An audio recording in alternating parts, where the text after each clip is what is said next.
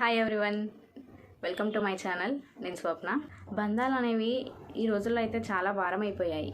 అది ఏ బంధమైనా సరే, ఒక తండ్రి కూతురు కావచ్చు, తల్లిదండ్రి కొడుకు కావచ్చు, అలాగా ఆ రోజుల్లో కన్నా ఈ రోజుల్లో ప్రేమలు అయితే నిజంగా తగ్గాయని చెప్పొచ్చు.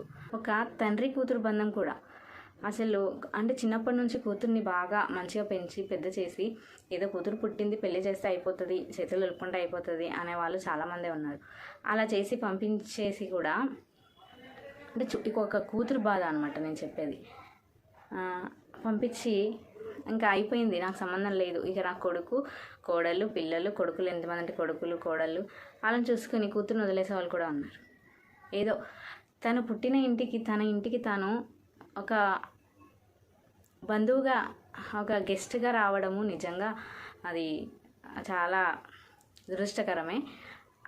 అలా వచ్చినప్పుడు కూడా కూతుర్ని ఆప్యాయంగా పలకరించి ప్రేమగా మాట్లాడి చాలా నాళ్ళయింది వెళ్ళి అనేది ఇది లేకుండా కూడా ఏదో వచ్చింది పోయింది అన్నట్టుగా ఉండేవాళ్ళు కూడా ఉన్నారు.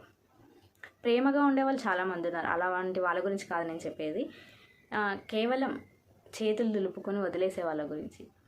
అలా ఉన్నా కూడా తండ్రి కూతురు మాత్రము మా నాన్న నన్ను ఎప్పుడు ప్రేమిస్తాడు, ఇంకెప్పుడు ప్రేమిస్తాడు ఎదురు చూస్తూ కూడా ఎన్ని రోజుల నుంచో ఎదురు చూసినా కూడా వాళ్ళ నుంచి నిరాశ, ప్రేమ దొరకనప్పుడు ఎంత నిరాశ చెందుతూ ఉంటారు కదా.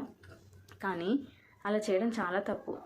ఏ తల్లిదండ్రులైనా, ఏ కొడుకు కూతుర్లైనా కూడా తల్లిదండ్రులు కూడా ఇద్దరికి ప్రేమను ఒకే విధంగా పంచాలి. సేమ్ పిల్లలు కూడా తల్లిదండ్రుల్ని అంతే బాగా చూసుకోవాలి. నాకు పెట్టలేదు కదా నేను చూడను అని కూతురు అనకూడదు. నాకు కాదు, వాళ్ళ కూతురునే బాగా చూసుకున్నారు కదా వాళ్ళే చూసుకుంటారు చివరి స్టేజ్లో, నేను చూడను అని చెప్పేసి కొడుకులు అనకూడదు. ఎవరు చూసినా మానవత్వం అనేది ఉండాలి. తల్లిదండ్రులు మనం చిన్నగా ఉన్నప్పుడు ఏడుస్తూ ఆకలి అని ఏడ్చినప్పుడు కనుక కానీ ఆకలి అని ఏడవక ముందుకే పెట్టేవాళ్ళు. వాస్తవానికైతే మనకు అన్నం వాళ్ళు మనకు పెట్టి వాళ్ళు పస్తులు ఉన్న రోజులు కూడా ఉంటాయి. అలాంటి రోజుల నుంచి ఇప్పుడు మనము చేతులార కష్టం చేసి ముద్ద పెట్టే స్టేజ్కి వచ్చాము. అంత ఈ స్టేజ్కి వచ్చి కూడా వాళ్ళకు కడుపు నిండా అన్నం పెట్టకుండా వాళ్ళని బాధ పెడుతూ నేను పెట్టను వాళ్ళు పెడతారు ఆశల గురించి అస్సలు చూసుకోనేకూడదు. అది ఎంత దీనస్థితి అంటే ఒక తల్లిదండ్రులను అలా చూడటము. మనిషి పుట్టిన వాళ్ళు మాత్రం ఎవరు ఇలా చేయకూడదండి. ఖచ్చితంగా మార్పు అయితే ప్రతి ఇంట్లో రావాలి. ఎంతోమందిని చూస్తున్నాము అన్నం పెట్టిన వాళ్ళని. ఇంకా ఈ వృద్ధాశ్రమాలు కూడా, అసలు ఎందుకు వృద్ధాశ్రమాలండి? కడుపున పుట్టిన పిల్లలు మంచిగా చూసుకుంటే వృద్ధాశ్రమాలు అవసరం లేదు. ఏదైనా వాళ్ళు ఎలా ఉన్నా నువ్వే చూసుకోగలలేవా? చిన్నప్పుడు నీకు ఎంతలా చేసి ఉంటుంది, అమ్మ చేశారు, నాన్న చేశాడు, మరి మనం ఎందుకు చూసుకోలేకపోతున్నాం అంత బాగా? పెళ్ళిళ్ళై పిల్లలు మనకి అయ్యేసరికి వాళ్ళని ఎందుకు పట్టించుకోలేకపోతున్నాం? ఇక్కడ ఉంది లోపం.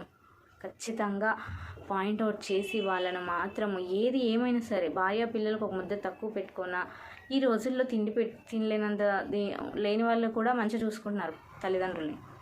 బాగా మంచిగా ఉండే ఒక స్థాయిలో ఉన్న వాళ్ళు కూడా తల్లిదండ్రులు చూసుకోలేకపోతున్నారు.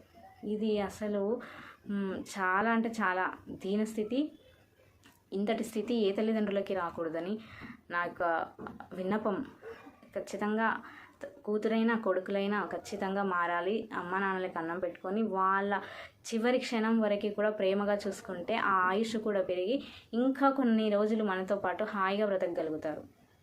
ప్రతిరోజు పండగ సినిమాల్లో కూడా చూసే ఉంటారు. వాళ్ళకిచ్చే ఆనందము ఆయుష్ను పెంచుతుంది. అంతే, వాళ్ళు ఏమీ అడగరు మనల్ని. ఆస్తులు, బంగారాలు, బట్టలు ఇలాంటివి అడగరు. ముద్ద పెట్టి హ్యాపీగా మనతో పాటు ఉంచుకుంటే వాళ్ళకు అదే చివరి రోజుల్లో కావాల్సిన మనశ్శాంతి. దాన్ని మించింది లేదు. అది ఇవ్వగలిగితే వాళ్ళంత కోటీశ్వరులు లేరు, వాళ్ళంత మానవత్వం ఉన్న వాళ్ళు లేరు. చాలా గ్రేట్. ఇంకా ఇలాగైతే మారాలని నా కోరిక. Thank you so much.